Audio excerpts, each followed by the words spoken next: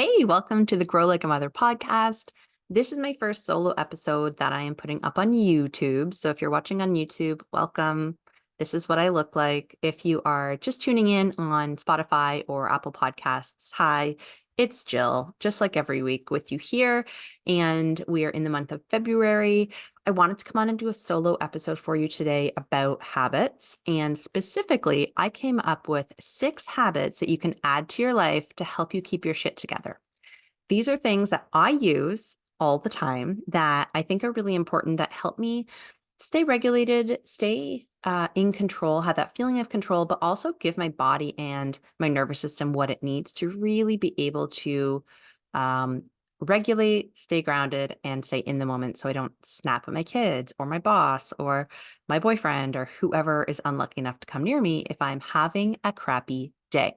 So if you're ready, we will really quickly go through 6 habits that you can add to your life to help you keep your shit together. The first one, if you've been here a while, you know what I'm going to say. Have a nap. Have a nap. I know it's not always possible every day. This basically means get more sleep. Whether you add that extra 20 or 40 minutes instead of a nap in the middle of the day to a sleep in the morning, maybe you sacrifice your shower or your morning workout one day. Maybe you go to bed a little bit earlier and sacrifice that last Netflix program that you wanted to watch. If you're feeling overwhelmed, if you're feeling like things are setting you off, if you feel like your world is on fire and you're drowning and everything is a bit too much, get more sleep. Get more sleep. It's always the answer, guys. It's like the literal antidote to burnout.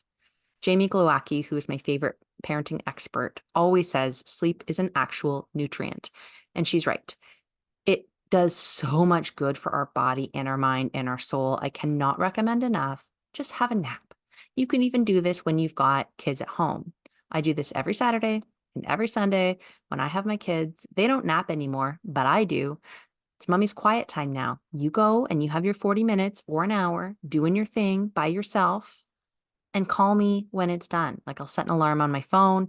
They know not to bother me. Is it perfect? No. But we practice and I get that time to myself so that I can just be by myself and rest. And I don't always sleep, but when I do, it's magic. 40 minutes is kind of the perfect amount of nap time. And you want to make sure, 40 minutes is the perfect amount of nap time so that you don't screw up your nighttime sleep, is what I should say. And you want to make sure that you're waking up from your nap at least 7 hours before you're planning to go to bed. So if you go to bed at 10, your nap needs to be done by 3. So you can't start any later than 2:20 if you're doing a 40-minute nap. Make sense? Perfect. Number 2 habit that you can add to your life right now is notice the weather. And really what this means is put your head up from your desk once in a while, look outside and see what the weather's doing. It gets you out of the nitty-gritty. It gives your brain a shift in focus and it makes you pay attention to what's happening in the moment. So that's mindfulness playing in. The other part of this notice the weather idea is if it's nice, get outside. Open a window, open your back door, take a lunch break, take a little walk, get outside and get some fresh air. Go get the mail, take your dog for a spin, take yourself for a spin. Getting some fresh air gets you out of your chair, moves your body a little bit. You're being mindful about what you're noticing is happening outside in the weather. And I recommend this even if it's not warm, even if it's raining, even if it's yucky, slushy, snowy, hail, whatever weather you get where you are, maybe even if it's extreme heat. But then, I don't know, I don't do great in extreme heat, wouldn't recommend that. But as long as you're properly outfitted to be outside, whatever your climate is, get outside and get some fresh air. Break the monotony of sitting at a desk all day. Give your brain something else to do. Okay. Sometimes it's just small breaks like that, that we really need to just get out of our mood, shift our focus, and refill our cup. Okay. Third thing, the third habit you need to add to your life, snacks. Snacks. You need to snack. Now, I'm not a nutritionist. I'm not a doctor. This is coming from me, and this is what works for me. But I've noticed that as I go through the day, if my blood sugar drops, I'm crabby. If I'm hungry, I'm crabby. If I've gone too long and I haven't eaten, I can feel it. It's like a switch, and I have like a short amount of time to catch myself before for sure I know I'm going to snap at whoever talks to me. I'm going to get judgy. I'm going to get resentful. I'm going to get defensive. And all I need is a snack. All I need is a snack to help me keep my shit together. So, recommendations. If you're working from home and you don't have to worry about allergies in your office, have some nuts right by your desk. Have some little like raisins or craisins or mini dark chocolate chips, or have, um, even water with like lemon in it can be good because it gives a little something into your bloodstream, right? Have some fruit handy nearby. Make sure, I really love as a snack meatballs. It's protein, it's fat, it's easy. The little like frozen ones from Walmart that you pop in the microwave for like a minute, flip it, another minute, you're done. It's an amazing snack. An applesauce, like whatever floats your boat, as long as it's going to give you some protein and it's healthy, you're not going to want to snack. This isn't a tip. This isn't a habit that you want to pull in like cheesies and ice cream and stuff like that. Like that'll give you maybe a good half hour of energy and feeling good and then crash, right? We all know that. Um, Try herbal tea or even coffee, not too late in the day, like use your judgment. But my point is you're going to want to keep the glucose level, the blood sugar levels stable throughout the day so that your mood can remain stable throughout the day. And again, if you're not sure, do your thing. This is just what works for me. The fourth habit that I want you to add into your life, or consider adding into your life to help you keep your shit together, is tapping. Tapping it's also known as EFT, or emotional freedom technique. Tapping is super good for helping you release the emotion that you're in, especially if it's a negative emotion. So if you've gotten yourself into a situation in the day where you've already lost your shit and you want to get it back, here's a really quick way to do it. You're going to follow the meridian points. I'll show you if you're watching on YouTube. If not, just go Google it or listen. But you're going to start with 2 fingers on each hand, and you're going to tap just the same as you would tap someone on the shoulder, like that hard, right? And you're going to tap the top of your head. And as you do this, I'll take you through the sequence of the meridian points, but then I'll give you an idea of what to do when you're doing the tapping. So it's the head, eyebrows, temples, under the eyes, above the lips, chin. You're going to want to do your chest, like your collarbone, right under the armpit where your bra strap is. And then you're going to put your wrists together. Okay. So as you do these motions, just keep going through that flow, and you're going to say whatever you're feeling. So we start by tapping on the problem. And then when you've sort of let it out and you start to feel your energy shift a little bit, start tapping in what you want to feel instead. So here's how that looks if you're on YouTube. Go check it out on YouTube if you're not, because it's pretty cool. But you can also check out like Gala Darling does amazing tapping. Tapping is everywhere. It's not a new thing, and I certainly didn't make it up. Okay. Okay, so you start on the top of your head and you say, even though I'm feeling super frustrated right now. And then you go to your eyebrows and you tap. Even though my kids are driving me bananas. And then your temples. Even though I just screamed at them and I feel super guilty about it. And then under your eyes. Even though I want to lock myself in a bedroom and just get 5 minutes of peace. Above your lip. Even though I feel guilty that I lost my cool. Chin. Even though I apologized, I still feel bad. Collarbone. This day has been really hard. Under the armpit. I lost my temper and I didn't mean to. And then the wrists together. I'm not feeling great about how I handled that. And then if you're starting to feel a little bit like of the emotions start to move through your body, then you can start the same sequence, tap in some more positive things. You can tap at the top of your head. So even though I messed up, I'm going to change my attitude right now. Eyebrows. I'm going to take a deep breath. Temples. And I'm going to change my attitude. Under the eyes. I want to feel patience. over the lips. I want to feel calm.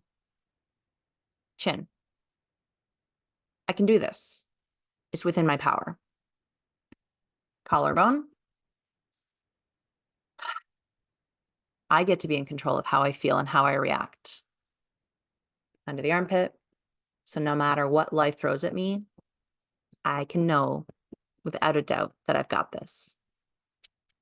And finally, your wrists together. I always like to finish by saying, and so it is. It's a really quick example for you of tapping, but if you haven't tried it, I really suggest that you do. You can follow guided tapping techniques. A lot of people will repeat the same thing over and over. So everywhere you tap, you say the same thing. Something like, even though I'm feeling frustrated, I deeply and completely love and accept myself, to get the negative emotion out. There's lots of different ways to do it. But if you haven't heard of it or seen it before, I'm grateful to be able to introduce you to tapping. The fifth habit that I would recommend you add to your life that's going to help you keep your shit together is twist and shout. Yes, the song by the Beatles, but also the somatic practice. When you can drop into your body and out of your mind, you give yourself a chance to break out of this negative like mindset, this overwhelm, right? You get out of your head, you get into your body, and you can do this by twisting, literally like stand up, twist your arms, flap them, dance, whatever. Move your body, move everything through, and shout. Twist and shout. You can literally shout. You can release like, ah, deep breath, let it out. You can say like, ah, or you can sing. You can sing. You can sing and dance. You can twist and shout, whatever it is that feels good to you. And you're not going to embarrass yourself. Let's say in the office, right? It might be like a little shoulder shimmy and a deep sigh out the mouth, but moving the energy through the body is going to get you out of your head, which is going to help you really be able to handle your emotions better when they're in the body. You can move them out, get out of here, right? Twist and shout, somatics. If you didn't listen to the episode about somatics with Jen Carlisle Green on my show, go check that out. I'm not sure what episode it was, but I'll link it in the show notes because she's an expert. I met her at mom camp, and twisting was one of my favorites. She calls them pockets of peace pops. One of my favorite pops. And those are tools you can just grab throughout the day like this. And finally, the last habit that I think that you should add to your life. You ready? Hide. Hide. Get away from your stressors. Take a minute to yourself. Do some breathing. Do this twist and shout. Do some tapping. Eat a snack. Go outside and notice the weather. Have a little nap or a quick meditation. Just hide from everybody else. Hide from the work. Hide from the kids. Hide from the spouse, the parents, the cell phone. Whatever is going on that is causing you overwhelm, remove that. Take some time, preferably behind a closed door, and just be with yourself. Just get back to like anchor yourself back in the feeling of like, oh yes, here I am in my own body. One thing my spiritual business coach always says is like, call back the pieces of yourself that have been scattered throughout the day, right? Like just take a deep breath and imagine all of these little beams of light that you shoved out, like helping other people, being in that conversation, thinking about remembering to do that thing. And like, oh, back here, there's a little string attaching me to my kids that I forgot, like they're at school, but they don't need me right now. Just like imagine either cutting those cords or calling those pieces of light back into you. And then you can fill yourself up with your own energy again and go back into the world. But you need to be able to take some time. You don't have to hide to do this, but I find, especially in the beginning, removing myself from the distractions is the easiest way to figure out how works for you to get your energy back. So those are my 6 tips for you today. I'll repeat them again. Have a nap. Notice the weather. Eat some snacks. EFT tapping. Somatic twist and shout. And hide. Call your energy back. I hope that they were helpful. I would love to know where you're watching or listening to this. If it's Shopify, or sorry, I work in Shopify a lot at my job. Spotify, Apple, another podcast platform, YouTube. Do you subscribe and get a reminder? Are you reminded from my weekly email? Did this just pop up and you're like, who is this girl? You stayed to the end. Thank you for doing that. If that's the case, I want to know where you're at. I hope these episodes are helpful. If they are, if you would consider sharing with someone that this could help, someone who struggles with habits or overwhelm, another mom friend, tag them in the post on Instagram if you see it. Just text them the link to this show, take a screenshot, tag me. I love to celebrate with you when something lands. And I love to know what worked and what was inspiring so that I can do more of that thing. My goal is to get this message, this platform in front of as many moms as I can, so that we can all really feel more grounded, more capable, and get all the shit done that we need to get done without feeling overwhelmed. It's possible. It's possible. Not every time, not always. You can't always be in perfect alignment and in perfect grounding and in perfect balance, but it's a practice, and I'm giving you tools to be able to do that. So I will continue sharing these, continue to come back. Please, I love you. Have an